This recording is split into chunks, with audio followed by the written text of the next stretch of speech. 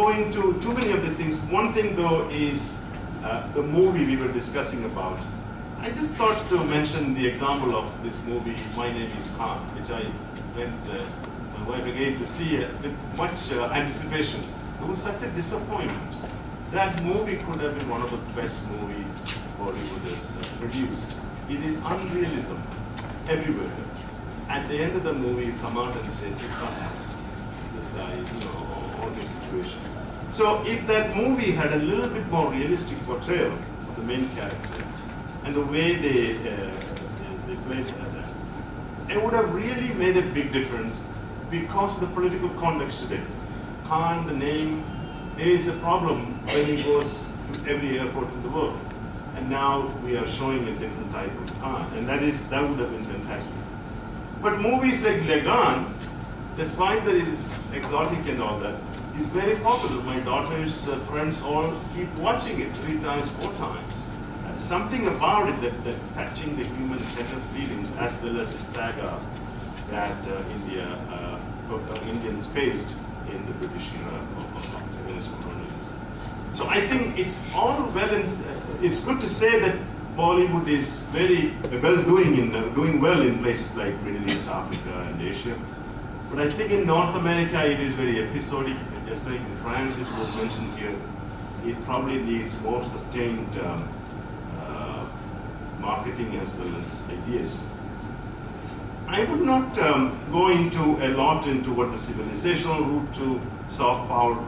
One thing is very clear that soft power is not competition free. People may think that it is somehow our soft power will be, coexist. Yes, that is true, but others are also trying to project their soft power more interesting and important. So what are India's contributions that you can make to the next centuries or this century's international order, global order? Here I think we need to think of multiculturalism. Westerns focus political theory, people talk about multiculturalism as an idea, pluralistic civilization. This has to be projected as the way of the future. And that, I think, needs a lot more creativity trying to say how to run a multicultural society without a lot of violence. One other area where India really needs to show to the world is what are the peace-generating ideas inherent in our civilization and culture. Despite all our claim of peaceful civilization, we are also a very violent society.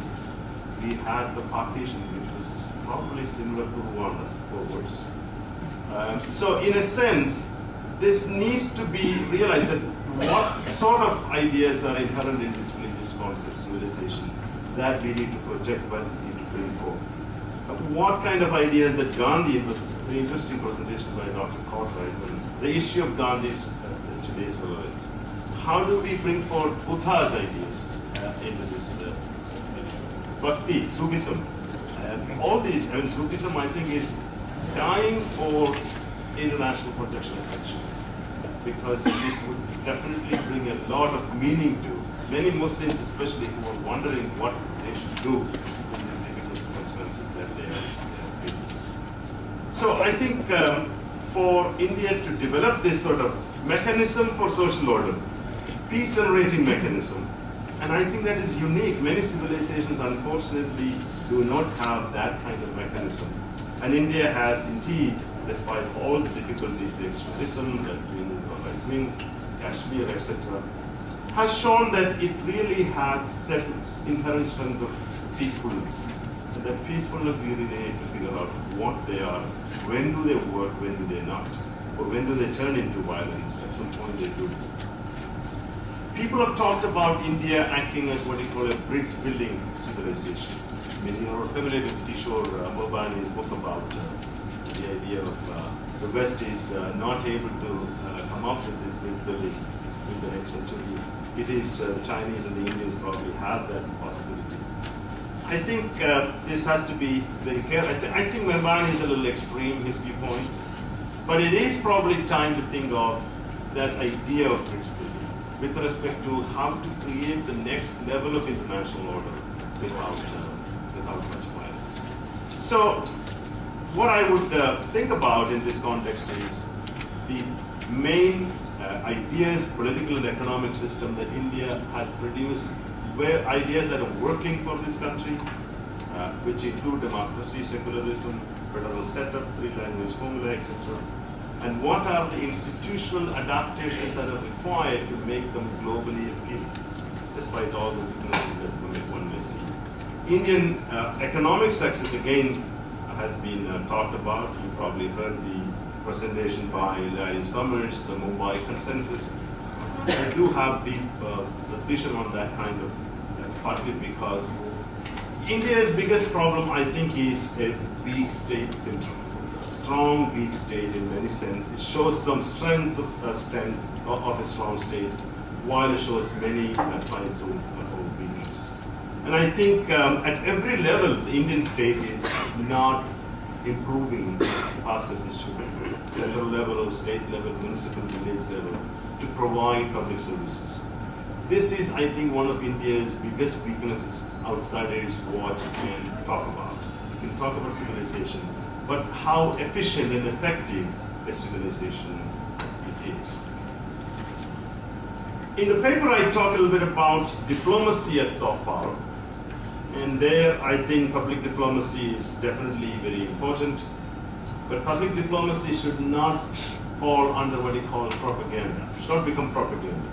This is why some of the activities ICCR is doing are very impressive, but one has to be cautious whether they end up as one of the state efforts to send one's culture abroad, and people immediately realizing this is propaganda rather than a genuine effort to spread one's culture. So I think it is important the way it is presented. The spokespeople matter. One big example is how Barack Obama's arrival made a big difference to America's soft power versus George Bush, which is America, in its public diplomacy and soft power itself. Now we are talking about institutional reforms at the global level, UN reforms. India has been making quite a bit of progress. The last 10 years, India has entered G20, BRICS, WTO, quite a few things that India has done, along with, of course, other partners. But the big question is, what does India want? Well, this is a question that I always ask the Chinese colleagues. What do you want after you reach your powerful stage? Most of them have no answers. This, they leave it to America. The Americans have an answer. We want a democratic world. We want, a stable international order where nobody questions anybody. We want, of course, dominance. But the question is, we haven't really thought through. The Chinese haven't thought through this idea of what exactly do they want. A predictable, stabilizing, cooperative, attracting, rising power. This is what somebody described India. People are not worried about India's rise as unlike China's, according to a Chinese American scholar. This general lack of worry about India's rise may have much to do with India's soft power assets. China appears to have many success in soft power areas, but at the same time, people are worried about China. But China is also getting more attention. Chinese language institutes are attracting more students than actually all over the world. And can India replicate that issue? So I think my big question is this notion of India wanting to become a global power, and the question arises, for what? Here I think we really need to think the soft power ideas that we have been talking about. And the role of diaspora I talk a little bit about. But let me conclude by making a few points. Can India offer an alternative model for global governance and ideas for peace and order, different from the Western liberal ideas or the Chinese authoritarian ideas? And this is where I think quite a bit of bridge building can be done. Of course, one can't compete with many of the Western ideas because India itself has borrowed quite a few of them. Can India offers idea of peace and unity based on its eclectic civilization or cultural ethos and values? Inclusiveness, interdependence, and unity in diversity are essential for a world. As without these values, the 21st century will see many more conflict, both internal and external varieties. The two powerful states are rapidly rising, and this is bound to create conflict. And that conflict would mean massive internal upheavals, massive external wars, potentially nationalism, unnecessary nationalism, if we go by the European experience. So can India act as a bridge builder between the East and the West? And I think India can. But here, I think our scholars have to think through and policymakers, what kind of soft power potential India can offer. And so, I think the idea of multiculturalism centers on a global scale is an important one. Yesterday, there was some discussion about India centers being set up. It would be useful to see what they are really contributing, assessing their strengths and weaknesses, and make them as engines of India's ideas, spreading of India's ideas. Let me conclude by saying the universal values of the Indian culture are the assets that need to be brought out more cogently and powerfully. Intensified globalization has offered India, with its deep civilization and culture, a window of opportunity to actualize its soft power resources more effectively. Institutions like ICCR can be great vehicles in this pursuit. Global perceptions change slowly, and they would only if India's internal performance and economic advancement continue unabated. Soft power assets should form a major part of India's grand strategy to emerge as a peace-loving global power. But they are not replacements for hard power resources, as the latter cannot be sustained too long without the former. They both should be developed in tandem.